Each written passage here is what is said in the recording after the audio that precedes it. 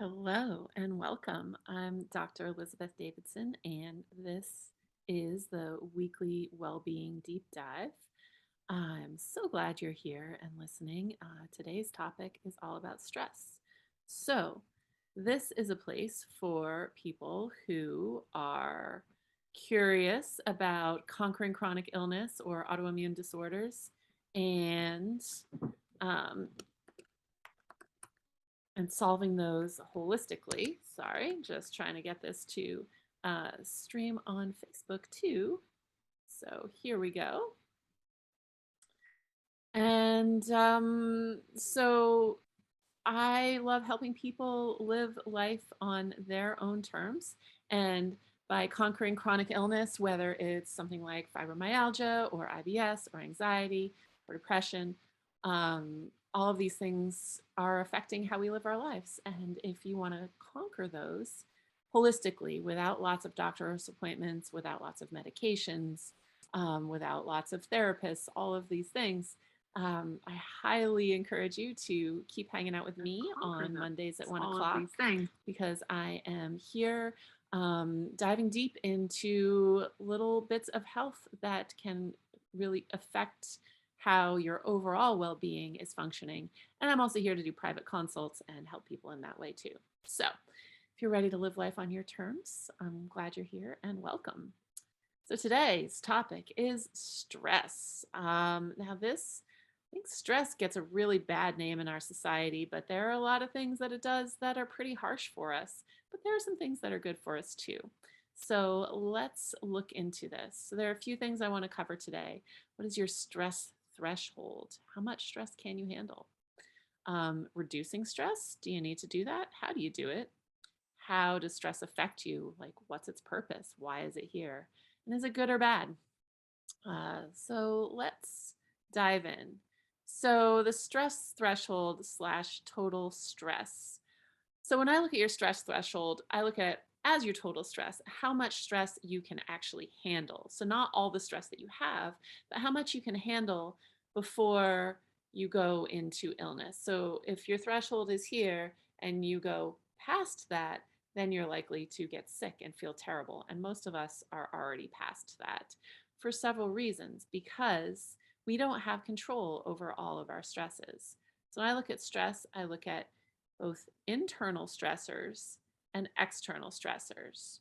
So the external stressors are things that that we can see, such as work and family. There are more than these, obviously, but I didn't want to make too huge of a table here.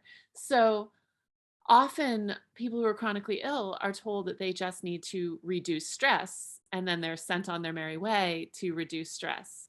Well, when I look at that, reducing stress in my life, I'm like, well, what causes me stress? Okay, well, I have a business, I have a home, I have a family, I'm a single parent, all of these things. But how can I change any of that? How can I reduce any of that? I can't do less parenting, I can't do less in my business. There's really no areas of outside or external stresses that I can change, at least not enough to make a big difference. I feel like most people, they're in kind of the same boat when they're told to reduce stress. They're like, well, what do I cut?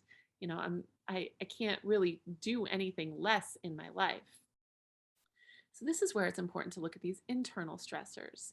So a couple of the main internal stressors that I find are infections and deficiencies. So when I talk about internal, I'm talking about what's going on inside your body. Now, most of us have infections going on. These are some of the things that I find in the blood work and can affect us in all kinds of ways.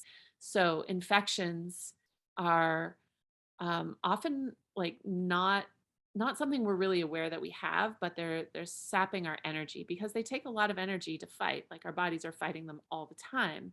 This causes a lot of internal stress. When I look at someone's blood work, I can see what kind of infections are affecting that person, whether it's a bacterial infection or fungal, viral, parasitic. Everyone's blood work that I've looked at has at least one of those. We all have them. If you've ever had any joint pain or fatigue or belly upset or anxiety, likely you have some infections going on and they're causing some internal stress. And so your internal stress plus your external stress leads up to that stress threshold and how much you can handle. So if your internal stress is really high because you're fighting a bunch of infections, then you're going to be able to handle less when it comes to external. Another internal stressor is deficiencies. Lots of us have deficiencies, just nutrients or vitamins or hormones that we don't have enough of in our bodies. Quite commonly, especially living in dark places like Vermont in the winter, vitamin D. Almost everyone I look at has a vitamin D deficiency. Iron is another big one, especially for women. Without vitamin D and iron, without enough of those, your cells can't function. And so you are going to have stress coming from the inside because your cells are fighting to do what you ask of them. Because we're always asking our bodies to do lots of stuff, like handle all of this external stress that we've got going on. So making sure your internal stress is as clear as possible with your infections taken care of and your deficiencies replenished helps us have more space to handle all the external things. And maybe if our internal stressors are low, we can handle more external stuff and actually add more of the fun things in because fun is really important too. So, why do we even have stress and is it good or bad? Well, stress, if you can keep it below that threshold, is actually good because it's what we adapt to. Now, I don't know if you remember back in high school biology class when they talked about the five signs of life: assimilation, elimination, you remember that, reproduction, those kinds of things. Well, the one that has the most variable here is adaptation. So, adaptation is something we need to be doing in order to be alive. It's one of the basic five signs of life. The only way, the only opportunity we have to adapt is if there's stress involved. So stress is a gift to us if we have enough space to be able to adapt to it. And if we're overwhelmed by things like infections and deficiencies, then we're not going to be able to adapt to all the stresses that are coming in that we should be able to adapt to. Now, some of those stresses that come in are things like all your daily life things. When it comes to internal stuff, you might be exposed to a virus or a toxin. I know I get this like if I ever go to uh, to go see a show or something and someone has used a lot of dryer sheets or some sort of really smelly detergent. That's a stressor for me. And if I'm already stressed out, I can't handle that and I'll get a headache. So we're surrounded by stressors all the time. And ideally, we're living enough below our threshold that we can adapt to those stressors. And that's where we really grow. So it's important to be able to adapt to any stress. So stress can be really good if we have enough space to adapt to it. If we don't, if we're already at that threshold, then any more stress is going to be pretty bad for us because we're not going to be able to adapt to it. So it's going to make us sick. And a lot of people, that's where they're living their lives. That's where I want to help people make a lot of change. So, how do we reduce stress? Reducing stress is a huge key. I mean, ideally, we're adapting to our stress, but if most of us have too much, um, so I always recommend reducing the internal stresses first because I feel like we have a little more control over these. So this is why I love reading people's blood work because I can find which stressors are going on the internal side. So, first thing I like to start with is clearing any infections because then your body doesn't have to fight so hard. So, immediately takes away a big stress. Then, when you reset the gut health, then your gut can function properly. So, you get all the nutrients you need out of your food. And a lot of your immune system is located in your gut. So, your immune system can function better. You can handle stuff that's coming at you a lot more easily. Replenishing those deficiencies goes hand in hand with resetting the gut. Also, possibly some supplementation or some additions to your diet that help you replenish anywhere that you're deficient.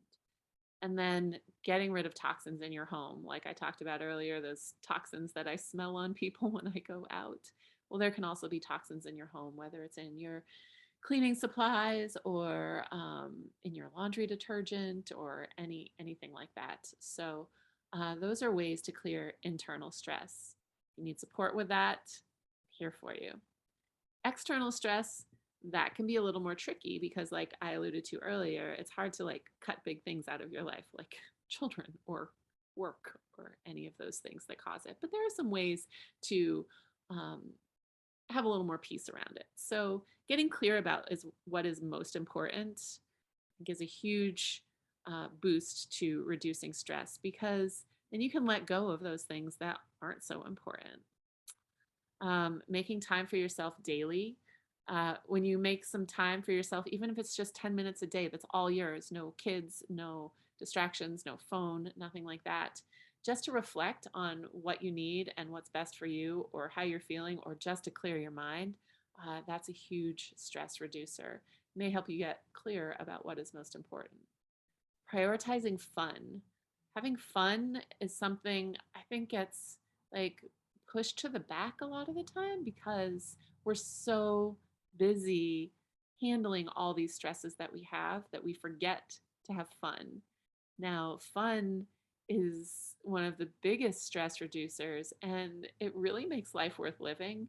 If you're not having fun in your life, definitely do some reflection, and maybe contact me so I can help you reduce some of this stress and have more space for fun in your life. And that leads me to the last key part here is ask for help and support. A lot of us, including myself, don't even think about asking for help.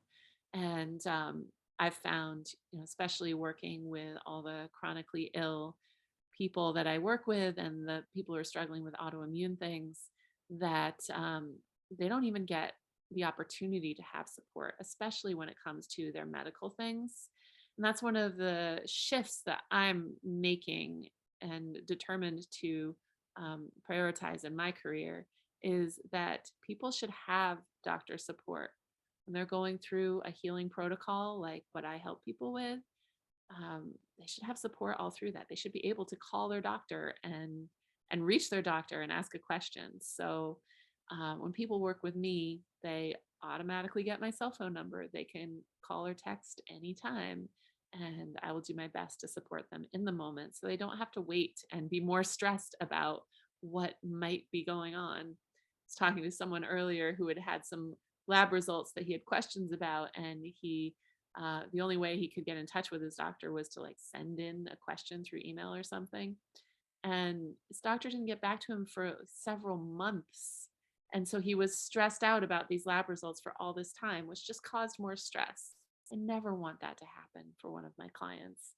I love having support and being supportive. So these are some of my magic tips for reducing stress. So with that being said, I'm here for you. I want to help you stay below your stress threshold. That is hard to say. So that you can live life in the fun zone and be healthy, like feel good and have fun and be jumping up into the sunrise like this woman is. I do free consults and get people started in living their best lives so that they can be happy and enjoy things. And it's not necessarily about getting rid of all the stress in your life, but it's about being able to adapt to it so you can grow and thrive. Because without adaptation, you're not alive. It's one of the 5 signs of life. So you need stress. You just need to be able to adapt to it. Anyway, if you would like help adapting to your stress, solving your chronic illness or your autoimmune disorder, or just some support in being healthy and living the life that you want to live, get in touch. You can reach me at drelizabethdavidson.com. When you're on there on my website, there are several buttons you can press that will take you to a free consult with me. I think it says free discovery call. So click on that and you'll be led to my Calendly link where you can sign up for a time and we can connect. All right. I look forward to meeting with you soon. Thanks for being here today. And I do this every week, every Monday at 1 p.m. Eastern Time.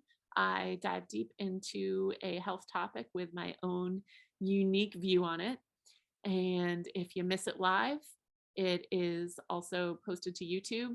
And if you want to know what's next, again, go to my website and sign up for my newsletter because each Wednesday I send out a newsletter that has the following week's topic and a link to last week's topic. So I look forward to hearing from you. Keep in touch and be well.